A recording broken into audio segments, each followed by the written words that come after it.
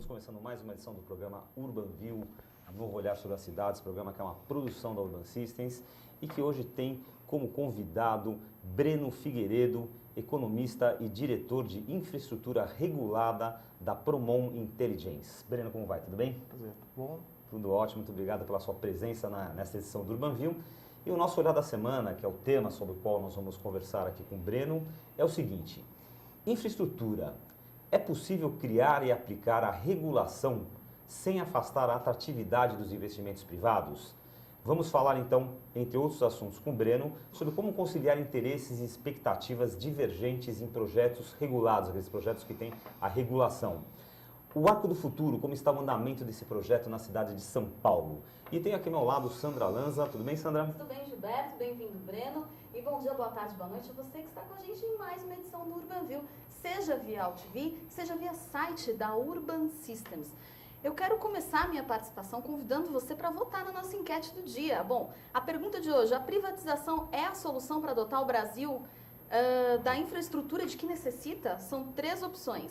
Primeira opção, sim, a iniciativa privada tem como investir e administrar melhor. Segunda opção, o ideal é o meio termo, via concessões e via PPPs. Ou terceira opção, apenas em poucos setores. Existem obrigações que têm que ser do Estado. Eu aguardo a sua participação e você volta lá no site da Urban Systems, urbansystems.com.br. E se a pessoa quiser mandar uma pergunta ao vivo para a gente, Sandra? Verdade, urbanview@urbanssystems.com.br. Já estou aqui a postos aguardando a sua participação. Muito bem, só você pegar seu e-mail, se você estiver nos assistindo ao vivo, obviamente não adianta nos passar depois, porque o programa está sendo transmitido ao vivo agora das 5h15 até as 18 horas. Mas durante esse período, se você estiver nos assistindo ao vivo, pode mandar o seu e-mail aqui, a Sandra pega na hora e já passa a pergunta para o nosso convidado. Muito bem, aliás, nosso convidado dessa semana, o Breno, aqui ao meu lado, ele é um grande especialista em infraestrutura regulada, em áreas tão diferentes como energia elétrica, petróleo e gás, logística e transportes, mineração, águas e saneamento, telecomunicações e, desenvolvimento urbano. Ele traz consigo uma visão muito particular, afinal a sua vida profissional acontece e aconteceu dos dois lados do balcão, vamos dizer assim. Ele já trabalhou no governo federal, onde coordenou a criação de diversos marcos regulatórios e também a sua aplicação. E agora ele atua como executivo e consultor privado, onde tem que lidar em seu dia a dia com os efeitos dessa regulação na prática. Então, vamos começar a nossa entrevista com o Breno Figueiredo, justamente perguntando essa questão dessa participação dele no governo. Vamos lá, a gente tem uma lista aqui, né? Eu até falei, vou ficar sem fôlego aqui, porque ele participou de diversos marcos regulatórios. Vamos lá. Setor elétrico, setor de gás, a criação da Lei Federal das PPPs, que são as parcerias público-privadas, regulamentação da lei que criou agências como a ANTAC, a ANAC e a NTT, na regulação econômica que revisou a regulamentação infralegal de rodovias, ferrovias, transporte rodoviário de passageiros e de operador multimodal. Puxa! Extensa lista aqui de serviços prestados, uma extensa folha de serviços prestados ao governo, né? Serviços ao país, né? Muito São bem. 10 minutos só para o currículo. Só Breno, né? isso mesmo, o currículo é maior, o currículo toma mais tempo do que isso. Mas, Breno, eu queria que você dissesse, essa é uma visão muito interessante, né? Quer dizer, você está ao lado do governo, quer dizer, participando e coordenando, né, a criação de toda essa regulação que mexe com setores tão diferentes, é uma experiência riquíssima, imagino eu. Queria que você contasse um pouquinho para mim como é que foi essa história, como é que você entrou nisso daí, qual a visão que você tem hoje dessa experiência? Bom, eu comecei a minha vida profissional no governo, há 30 anos atrás, pelo setor elétrico, e tive a oportunidade de viver um momento rico do setor elétrico, de transformação dos marcos regulatórios do setor elétrico na década de 90, depois de ter vivido o período da hiperinflação na década de 80 e um momento em que vários dos setores de infraestrutura no país tiveram dificuldades de funcionamento. A experiência em revisão de marcos regulatórios começou pela Lei 8631, lá nos idos de 93, quando foi necessário uma reformatação da regulamentação do setor elétrico, que é uma das mais antigas, né, no Brasil, ou seja, o plano de contas que deu origem à regulamentação do setor de energia elétrica de 1934, junto com o Código de Águas.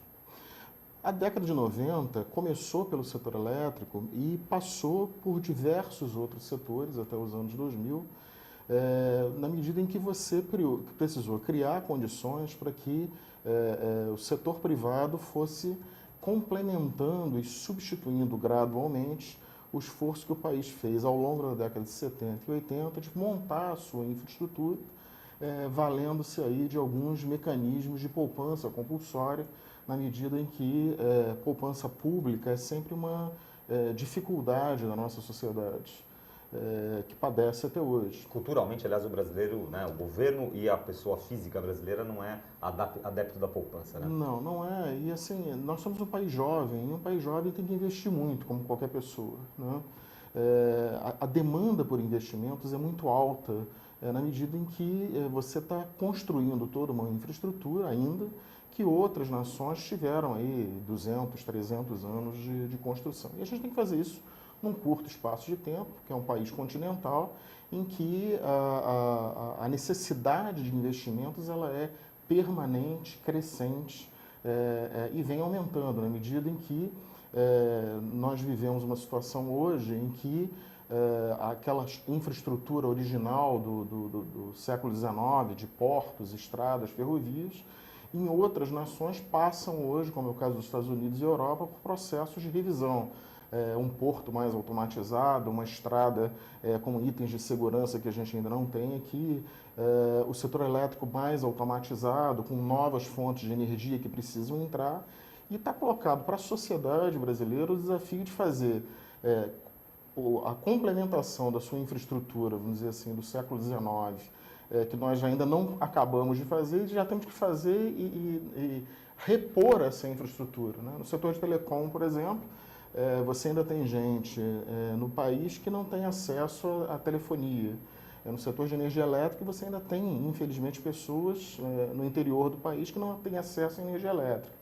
No entanto, eu já preciso implantar a rede 4G, eu já preciso implantar novos grids de fibra ótica. Não, indo mais longe, desculpa, Tito, mas assim, a questão, por exemplo, da telecom que você falou, ela é complexa no Brasil, porque você, às vezes, dentro de São Paulo, uma grande cidade como São Paulo, ou mesmo em cidades próximas de São Paulo, você está no meio de uma estrada a 200 km de São Paulo, que é uma coisa pequena, você já tem dificuldades de sinal, já tem dificuldades de como eu conseguia falar, né? Então é pior, porque você está falando do extremo, do rincão extremo que não tem acesso à telefonia, da instalação do 4G, mas ao mesmo tempo, você nos lugares, nas cidades mais desenvolvidas, você tem grande problema de... E eu vou além, né? A gente está falando basicamente daquela infraestrutura econômica clássica. As pessoas esquecem que nós temos uma demanda enorme da chamada infraestrutura social. Eu preciso de hospitais, né? Rede de saneamento. Rede de saneamento, rede de drenagem. Eu preciso de infraestrutura na parte de habitação, né? A gente tem um déficit habitacional gigantesco no país. E para tudo isso você precisa de muita poupança. Então, quando nós somos jovens, a gente precisa gastar muito para formar o nosso patrimônio. A nação não é diferente. Qualquer nação que precisa investir na sua formação de base, ela precisa de muita poupança, né? E aí você tem dois caminhos possíveis. Ou você gera essa poupança através de uma interação crescente com o mercado internacional, você gera isso no comércio, você gera isso nos serviços financeiros, você produz valor. Tá? Seriam superáveis, esse tipo de coisa? Também, né? Também, mas assim, você precisa gerar valor no giro do capital e precisa se integrar ao mercado internacional para poder absorver a poupança, né? Não dá para fazer isso, infelizmente, com poupança pública, né? A gente teria que ter uma carga tributária absurdamente alta, né? Em um sistema de drenagem de recursos, né, do setor privado para alimentar o sistema público que é inviável, né? Você não consegue fazer dentro desse espaço de tempo. Agora, a mídia fala muito na questão dos marcos regulatórios como sendo importantes para a tranquilidade do mercado, para garantir investimentos de longo prazo, porque normalmente os investimentos de infraestrutura são nem de médio, são de longo ou longuíssimo prazo o retorno, né? Quer dizer, então, o mercado que investe, digamos, quer ter certeza, clareza e segurança desses marcos regulatórios. Procede isso? É isso. O que acontece, né? Todo setor de infraestrutura, ele é capital intensivo, ele é complexo e ele é de longa maturação, né? Eu não consigo fazer bilhões de investimento em habitação, bilhões de investimento numa linha de metrô e amortizar isso num curto espaço de tempo, né? Matematicamente é difícil. Ao mesmo tempo, quando você alonga o período em que você está imobilizando esses capitais, sejam capitais públicos ou sejam capitais privados, você precisa ter uma série de tratativas de riscos que estão associados à alocação desse capital e precisa ter uma série de regras, né, que digam e deem segurança para quem está imobilizando do que vai acontecer ao longo desse período. Você tem contratos de concessão no Brasil que estão 20, 30. Se você pegar o caso do contrato de concessão da Ferronorte, por exemplo, que é um contrato de concessão ferroviária, é um contrato de 90 anos. Né? Você regular, administrar e alocar recursos por 90 anos para amortização é algo extremamente complexo e que exige, sim, regras estáveis. Quando a gente fala regras estáveis, né, assim, você precisa ter contratos que são respeitados, antes de tudo, você precisa ter uma interação técnica entre o regulador e o regulado, e você precisa ter, antes de tudo, certeza de que aquele dinheiro que você está investindo nos estudos, aquele dinheiro que você está investindo na concessão, ele vai retornar, porque, do contrário, você vai ficar com medo e vai começar a cobrar um prêmio de risco sobre isso. Né? Esse prêmio de risco não beneficia ninguém, em termos da oferta da infraestrutura, tá? Mas ele é presente, ele faz parte do negócio. Se eu não tenho regras estáveis, é natural que eu gaste mais com risco e sobra menos dinheiro para aquele tipo de serviço de infraestrutura que efetivamente eu preciso. Agora, só para terminar, e a última coisa é o seguinte: infraestrutura pressupõe que você está lidando com monopólios naturais, você está lidando com outorgas públicas, e quem investe num contrato de um serviço de infraestrutura, e é bom enfatizar que nós estamos contratando serviços públicos, né? Apesar de todos esses serviços envolverem um investimento pesado em obras no período inicial, no fundo o que você está contratando são 20, 30 anos de serviços. Ao longo de 20, 30 anos, eu terei passado por 4, talvez 5 mandatos de governos diferentes. Né? Então, eu preciso ter uma entidade, que é o Estado, né? Que é uma entidade diferente do governo, que me dê segurança jurídica em cima de contratos, de hábitos e costumes, de um histórico de respeito a esses contratos, e de uma interação técnica com entes que representem o Estado. Né? Então, era justamente nessa questão que eu queria chegar. A gente ouve aí na mídia, por exemplo, críticas que, principalmente o governo atual e o penúltimo governo, teriam enfraquecido as agências reguladoras, teriam enfraquecido essa questão do marco regulatório, criando uma certa insatisfação, um certo medo, não seria a palavra, mas um certo temor no mercado. Você concorda com isso? Olha, eu diria para você o seguinte: a questão da regulação é um aprendizado. Né? Nós somos muito novos ainda em regulação. A maior parte das agências reguladoras foi constituída como tal, como entes de Estado independentes ao longo da década de 90. Nós estamos falando aí pouco mais de 20 anos. Dentro desse período, e muitas delas foram constituídas, inclusive, já com contratos em andamento, ou seja, o caso da NTT, por exemplo, é emblemático. Você fez toda a privatização do primeiro lote de rodovias, a privatização de ferrovias, a agência foi criada depois disso. Então, tem todo um processo de adaptação e de aprendizado de quem está regulando e de quem é regulado, de como aquele mecanismo vai funcionar. Tá? Ao mesmo tempo, existe muito debate em torno da regulação, porque ela envolve a arbitragem e a negociação dentro de uma estrutura contratual de 3 entes, pelo menos. Tá? A figura do consumidor, a figura do investidor e a figura do regulador, tá? do poder concedente. O regulador tem que lidar com tudo isso, porque o regulador está no centro do investidor, do consumidor e do governo. O regulador não é governo. Em muitas situações na NTT, e outros já passaram por isso na ANEEL e na ANP, enfim, muitas vezes você tem que arbitrar em defesa de um contrato independente do interesse do governo, né?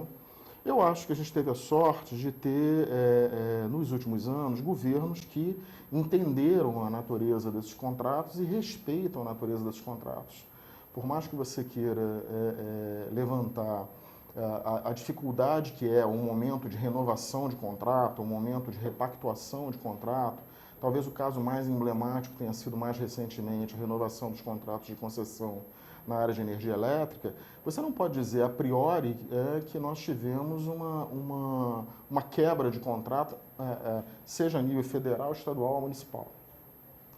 E quando isso aconteceu, a nível estadual, numa situação específica, vale aí o Poder Judiciário brasileiro que age no sentido de que as cláusulas contratuais sejam respeitadas.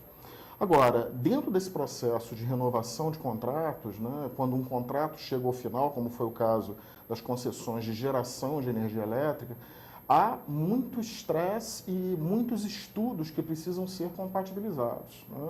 Nesse momento, talvez pelo momento jovem da nossa regulação, você talvez não tenha tido as interpretações mais adequadas sobre esse contrato. No entanto, essas discussões continuam em debate. O Estado de São Paulo entende que é devido a ele um determinado valor pelas usinas de geração, o governo federal entende que o valor é diferente, contabilizado de maneira diferente. Isso está sendo negociado, isso está sendo ajustado de maneira que não há em nenhuma situação aquela em que alguém que tenha assinado o contrato não tenha conseguido recorrer dos seus direitos contratuais. Eu acho que isso é positivo, eu acho que o investidor estrangeiro ele percebe a dificuldade que nós temos hoje com esses mecanismos novos de regulação, se ressente um pouco, se retrai um pouco, mas ele também percebe o esforço que se faz no sentido de evoluir nessa estrutura regulatória, né? Por outro lado, as agências que foram montadas na década de 90, elas também passaram a ter quadros técnicos permanentes só 36 meses depois. Então você ainda está aparelhando essas agências. E esse é um trabalho que não pode ser descontinuado, né? Não pode ser descontinuado a nível federal, estadual ou municipal. Você precisa de agências que sejam entes de Estado e não entes de governo. Precisa de agências que sejam permanentes. Se eu sou administrador de uma concessionária e tenho 20 anos de contrato e permaneço como administrador, é bom que eu tenha uma interação com o mesmo ente regulador ou com a mesma equipe reguladora ao longo dos 20 anos, independente das políticas e das ações que estejam sendo legitimamente conduzidas por cada um dos governos eleitos. Esse processo de diálogo, né, ele faz parte do processo de regulação e é algo que nós estamos aprendendo ainda, é algo que nós estamos evoluindo, né? Mas eu diria para você o seguinte, depois do que nós conseguimos debelar a inflação, né, eu brinco sempre que eu comecei a minha carreira como econometrista, tentando adivinhar a inflação do mês seguinte, né? E gostaria de nunca mais voltar a essa situação. Se Deus quiser. Mas depois que nós debelamos a inflação, eu acho que nós, como sociedade, tomamos uma decisão, né? Em 1995, nós aprovamos no Congresso Nacional a Lei de Defesa da Concorrência, 8884, e em 96 a Lei de Concessões. A partir daí, nós definimos como a nossa economia e como nós, enquanto cidadãos brasileiros, vamos produzir aquilo que a gente precisa para sobreviver. Desde então, nós não mexemos mais nessa legislação. Você tem adequações, você tem aprimoramentos, você tem melhorias, né? Às vezes você testa algum mecanismo que não funciona na prática, da mesma maneira que muitas vezes, quando você desenha um contrato de concessão no momento da licitação e entrega para uma agência reguladora operacionar aquele contrato, na hora que você operacionaliza, você tem algumas dificuldades que precisam levar à mesa de negociação. Cito sempre como exemplo a implantação da contabilidade regulatória, por exemplo, no setor de ferrovias, ou seja, você precisou fazer adequações na contabilidade das ferrovias brasileiras ali entre 2006 e 2007 para substituir a contabilidade por um novo modelo de contabilização. Isso foi feito negociando caso a caso e respeitando respeitando os contratos que estavam assinados. Energia elétrica fez isso em alguns momentos. Petróleo e gás agora com o modelo de partilha, você pode concordar ou não concordar com o modelo de partilha, mas você não promoveu uma quebra de contrato ao implantar o modelo de partilha. Você tem pessoas a favor, pessoas contra, enfim. Mas o fato é de que o respeito aos contratos, tanto quanto a gente bate na mesa e não quer mais a inflação, eu acho que também no país ninguém hoje acredita que vai tentar quebrar um contrato assinado de longo prazo e vai ser bem sucedido com isso. Na sua avaliação, então, esses marcos regulatórios, eles estão sendo implantados de maneira bem sucedida, mas nós estamos ainda, digamos, engatinhando, nós estamos num processo muito jovem ainda de toda essa questão. O marco regulatório, ele sempre vai ser dinâmico, tá? Por quê? Porque eu estou regulando coisas que se alteram, tá? Vou citar de novo o caso do setor elétrico. Quando eu comecei, eu sou velho, né? Quando eu comecei no setor elétrico, geração era verticalizada, né? Geração era regulada, não existia competição na geração e nem mesmo existia o segmento de comercialização de energia como eu tenho hoje, as corretoras, as comercializadoras de energia. Na década de 90... Chamado Mercado Livre de Energia. Chamado Mercado Livre de Energia. Na década de 90, com a implementação de algoritmos de sistemas telecomandados e a possibilidade de eu construir os leilões de energia, houve a possibilidade de estabelecer competição no setor de geração e, mais do que isso, se criar o Mercado Livre de Energia. Se você pegar ali pelos anos dos anos 90, não fomos só nós que mudamos o nosso marco regulatório no setor de energia. Você pegava o mapa mundi e eu tinha 100 países, literalmente, mexendo na sua legislação. Por quê? Porque a base técnica mudou e era possível ter competição na geração de energia elétrica. Nesse momento, você muda o marco regulatório. Como pode acontecer no setor de telefonia, mesmo no setor de transportes, de mobilidade urbana, em que, ao longo de 30 anos, uma nova tecnologia, uma nova tecnologia até gerencial me permite e me exige mudanças no marco regulatório. Então, quando a gente fala marco regulatório, no sentido de que eu sempre vou negociar, tá, mudanças que se fazem necessárias, respeitando o contrato que nós pactuamos. Muito bem. Agora, hoje você atua com um escritório de estruturação de projetos que tem trabalhado com fundos de investimentos, agências multilaterais, organizações do terceiro setor e com empresas de consultoria como a Promon Intelligence, participando de disputa de leilões de concessão, parcerias público-privadas, né, fazendo uma série de... Enfim, você hoje pulou para o outro lado do balcão, né? E agora você vê toda essa legislação, vê toda essa regulação com um olhar de quem quer investir. O que mudou nessa tua visão, se é que houve uma mudança? Não, eu diria para você o seguinte, há mudança do lado do balcão, sem dúvida, né? Primeiro, o que muda é a simetria de informações, né? Assim, quando você está do lado de cá, com a responsabilidade de botar um negócio de pé, você possui um volume de informações do dia a dia dos negócios que é diferente daquele que você tem como regulador, tá? Isso é uma questão clássica da área de economia da regulação que todo regulador enfrenta. Como governo, eu não estou no dia a dia do negócio, né? Então, a minha visão necessariamente tende a ser mais limitada do que de quem está montando o negócio. Por isso é importante que o regulador tenha essa interação com quem está investindo. Ele precisa ouvir, tá? No caso das agências federais, por exemplo, Brasília está longe de São Paulo, né? Brasília está longe do Rio de Janeiro, Brasília está longe de Belo Horizonte. Então, você precisa interagir continuamente. Quem está operando o negócio pega a informação muito mais rápido, tá? Agora, por outro lado, né, tem sido prazeroso poder sentar com as agências reguladoras, eu já tive a oportunidade de fazer isso com algumas, tanto nos estados, município e em especial no governo federal, e poder entender o lado do regulador, né? Poder dizer para ele o seguinte, olha, eu já tive aí e eu sei o que você está passando, né? E sei quais são as suas limitações também para colocar esse negócio de pé.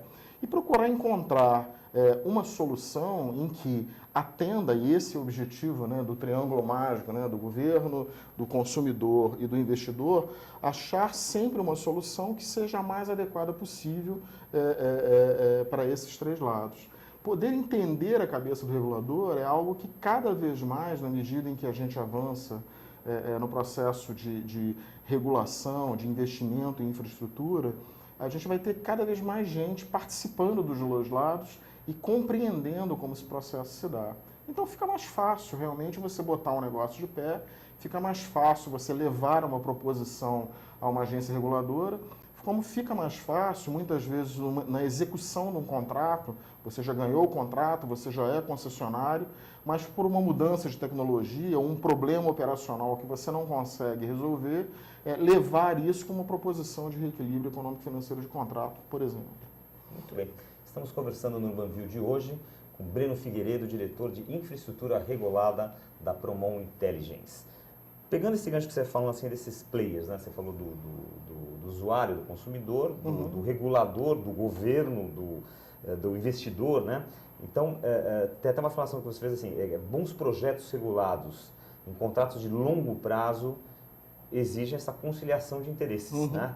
São expectativas, às vezes, muitas vezes, muito divergentes de players tão diferentes como os acionistas, investidores, reguladores, usuários, etc. Tal.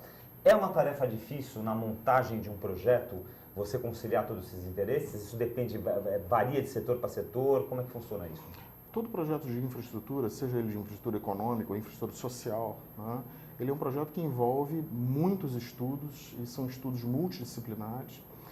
Eu preciso entender as demandas de mercado, eu preciso fazer estimativas na área de engenharia, na área de meio ambiente, eu preciso fazer uma valoração econômico-financeira, eu preciso entender quais são as linhas de crédito que eu tenho, eu preciso entender quais são as estruturas de garantia para essas linhas de crédito, eu preciso entender seguros, eu preciso entender toda a parte jurídica e eu preciso entender toda a infraestrutura, a legislação infralegal e a legislação que afeta esse contrato. Tá? Não existe projeto de infraestrutura que você faça em pouco tempo. Eu, às vezes, escuto as pessoas dizendo assim, poxa, então, até que enfim vão botar essa linha de metrô, eu estou escutando essa história há muito tempo. E dá essa impressão de que você não vem trabalhando nisso. Tá? Não é verdade, né? Se você pegar no setor elétrico, pensando numa grande hidrelétrica, entre eu começar a estudar a bacia e gerar a primeira unidade de energia, eu posso levar 8, 9, talvez 10 anos colocando esse projeto de pé. Uma linha de metrô, entre eu começar a estudar e efetivamente colocar o primeiro carro rodando, eu vou levar 4, talvez 5, talvez 6 anos até colocar isso de pé. Então, como são investimentos muito complexos e mais, né, eles envolvem uma questão contratual, eles envolvem hoje com as PPPs recursos de governo, e aí eu tenho que olhar também, né, a disponibilidade do governo para me ofertar garantia, para cumprir com aqueles compromissos de contraprestação, às vezes ao longo de 20, 30 anos, e preciso entender também o preço que eu posso cobrar, dada a disponibilidade de renda da população, e o serviço que eu vou prestar. Mais do que isso, eu vou ter que ter a garantia de que, como investidor, eu vou conseguir prestar o serviço ao longo de 20, 30 anos dentro dos parâmetros de performance de entrega daquele serviço que me são exigidos pelo contrato. Isso não é uma tarefa fácil, uma tarefa que exige dezenas de pessoas trabalhando. Muitas vezes a gente integra, né, e isso é frequente, você integra o trabalho de equipes diferentes que precisam ser apresentadas de maneira homogênea e defendidas em audiências públicas, em consultas públicas, porque não existe praticamente investimento em infraestrutura que não passe por uma audiência, uma consulta pública em que a população seja ouvida, né? Tem a questão das desapropriações depois, tem a questão hoje importantíssima da regulamentação ambiental, e você não hoje, e eu diria para você que graças a Deus, né, a gente tem uma regulamentação ambiental que precisa de melhorias sim, em especial na parte de licenciamentos.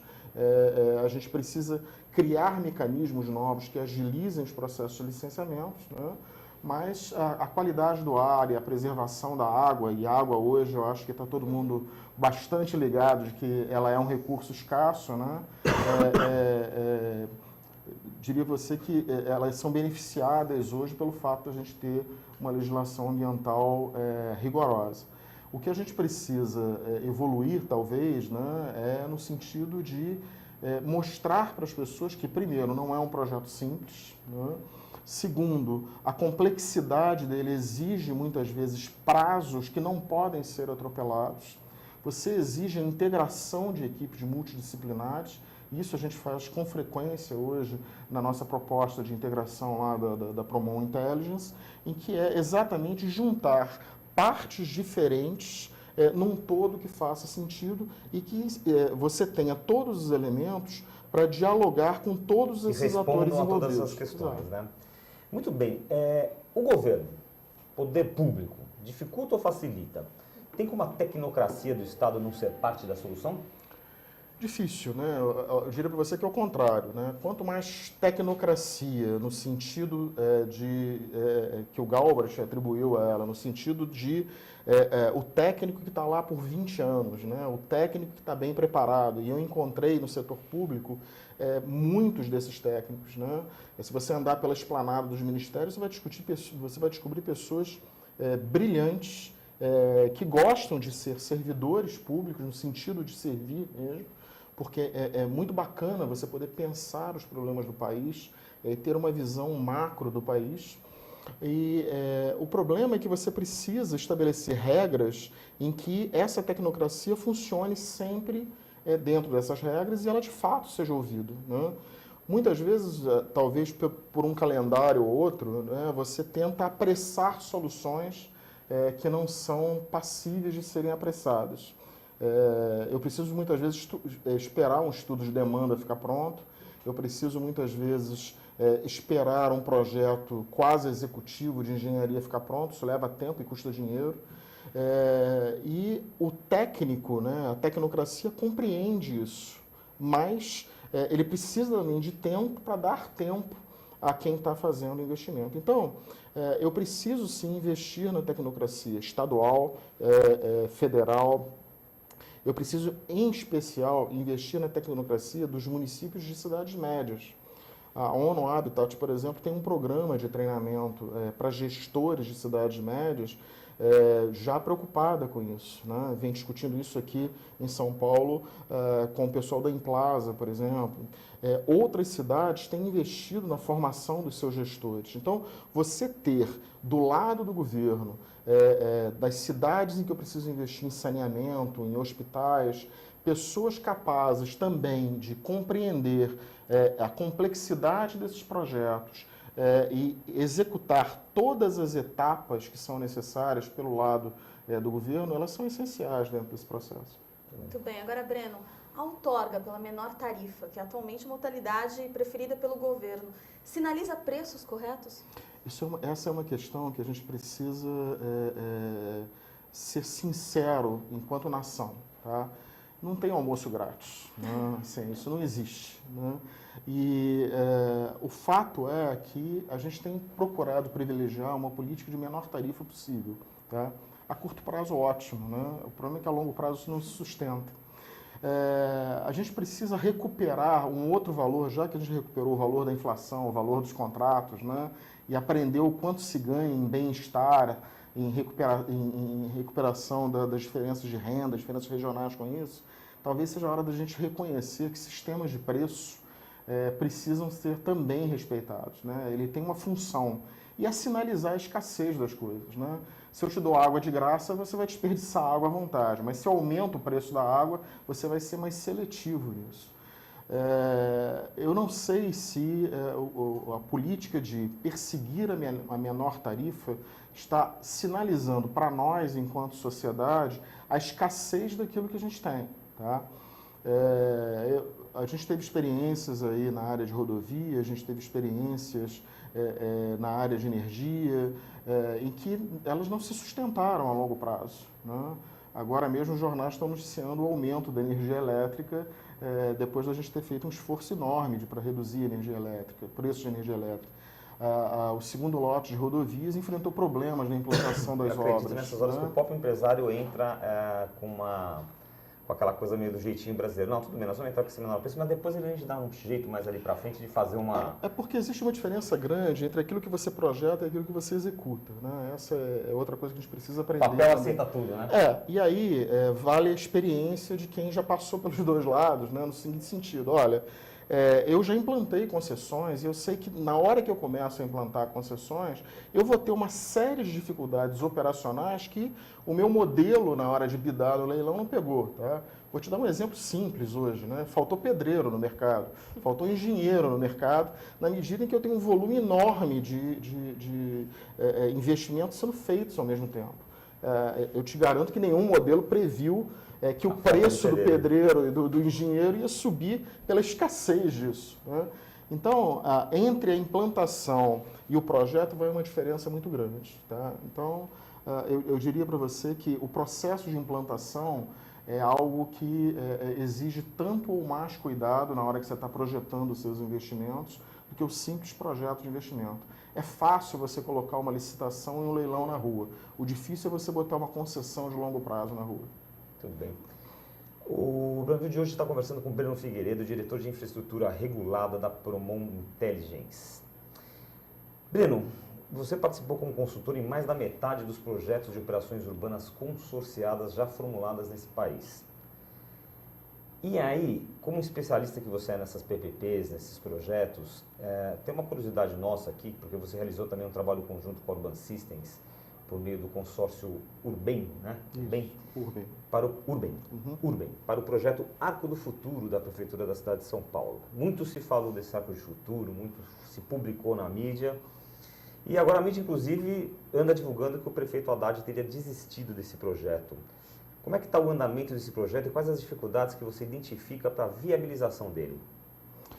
Bom, primeiro as pessoas precisam entender que o projeto Arco Tietê, que na verdade é a primeira etapa do que se chama Arco do Futuro, que é muito maior do que o Arco Tietê, talvez seja o projeto de desenvolvimento urbano mais complexo que já se tentou no mercado brasileiro até então.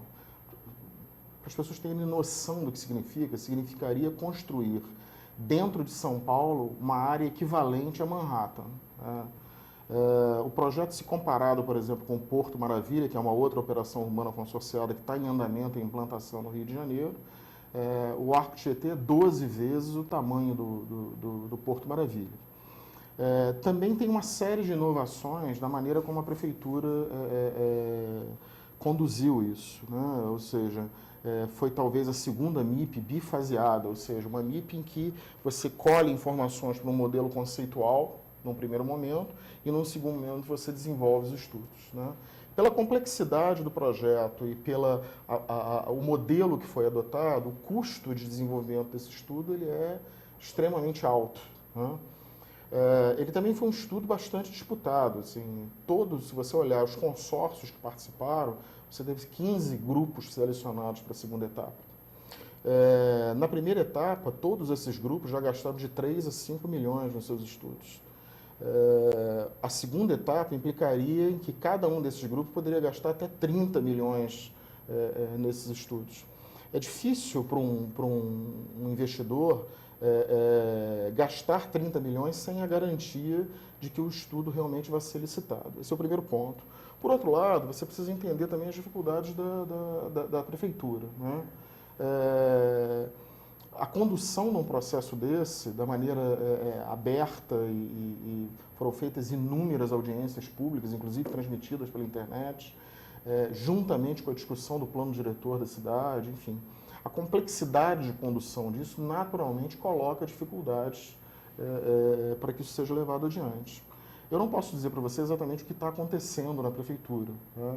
Mas a gente tem recebido informes, né, como participantes da licitação. A Promon Intelligence trabalhou no consórcio liderado pelo Instituto Urbem e, de fato, já foram feitas 2 prorrogações de prazo para a entrega da segunda etapa.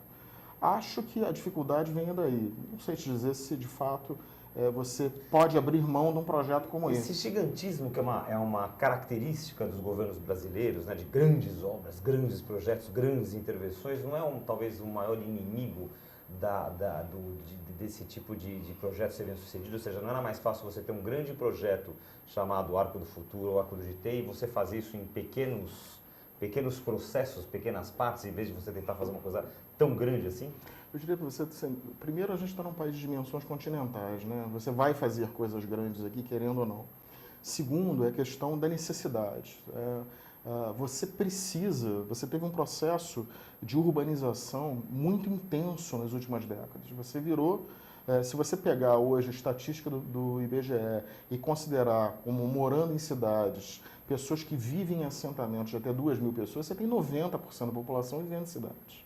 E em grandes aglomerados urbanos. Se tornou urgente você dar solução para o desenvolvimento urbano. Ao mesmo tempo, tudo no Brasil é grande. O Brasil é 50% da América Latina em tudo, seja em energia, em transporte, qualquer coisa. Se você não tiver um número na cabeça, quiser saber quanto o Brasil representa, chuta 50% que você vai acertar. Um país de dimensões continentais como o nosso, você vai encontrar 2 ou 3 por aí. Tá? Então, você necessariamente vai fazer obras grandes. Eu diria para você que é o contrário. O que a gente precisa como sociedade é aprender a fazer essas obras complexas. Agora, é natural também que as pessoas entendam essa dificuldade como uma impossibilidade. Isso é fruto da nossa ansiedade de não ter mais que perder 2 horas e meia no trânsito, de ter energia disponível a um preço adequado, de ter a telefonia móvel funcionando com perfeição. Essa ansiedade, muitas vezes, pode levar as pessoas a acreditar que a gente não vai ter que fazer coisas grandes e ousadas. Eu digo para você que é o contrário. Nós somos um país que na década de 70, colocou no ar a indústria de base em 5 anos e mais 5 anos colocou a indústria de transformação. Acho que nenhum país no mundo, quando olha a sua história econômica, fez algo tão rápido. A demanda por rapidez vem justamente da nossa demanda na sociedade por bem-estar, por qualidade de vida, enfim. E eu não quero nem entrar na discussão da infraestrutura social, tá? Você já merece então um outro urgente. programa, né? Você já merece um outro programa. Aliás, a conversa tá boa, a gente vai vendo aqui, o nosso prazo já está estourado aqui, a conversa com o Breno Figueiredo, nós vamos ter que chamar ele para outras edições do Urbanville. Sandra, vamos rapidamente ver o resultado da enquete. Vamos lá, a pergunta então da nossa enquete de hoje era: privatização é o caminho para dotar o Brasil da infraestrutura que precisa? 20% disseram em apenas poucos setores. Existem obrigações que têm que ser do Estado. 30% disseram o ideal é o meio termo, via concessões e PPPs. E a maioria, 50%, diz sim, a iniciativa privada tem como investir e administrar melhor. O que você acha do resultado, Breno? Eu acho que nós escolhemos um caminho a partir da Constituição de 88, que é ser uma economia de mercado integrada ao mercado internacional. Isso foi uma escolha nossa como sociedade. Isso tem sido repetido, né, sucessivamente nas eleições municipais, nas eleições federais, e eu vejo hoje o país como um país de empreendedores. Né? Não me surpreende essa ideia. E entre as dúvidas que nós enfrentamos aí nos últimos 20 anos, eu acho que hoje todo mundo tem um celular na mão, justamente porque a gente teve coragem de privatizar esse sistema, né? Ainda que não seja o sistema perfeito, né? Mas é fato de que a privatização nos permite trazer capitais privados para fazer aquilo que, infelizmente, a gente não tem poupança pública suficiente para fazer. Muito bem, Sandra vai contar para a gente agora quem é o convidado da nossa próxima edição do Urbanville. No próximo Urbanville, vamos conversar com Flávio Amari, diretor do Secov Sorocaba, sobre o panorama do mercado imobiliário e as perspectivas do setor. Eu te aguardo na próxima quarta-feira, dia 6 de agosto, às 17h15, na AltV, www.altv.com.br e no Urbanville. Até lá.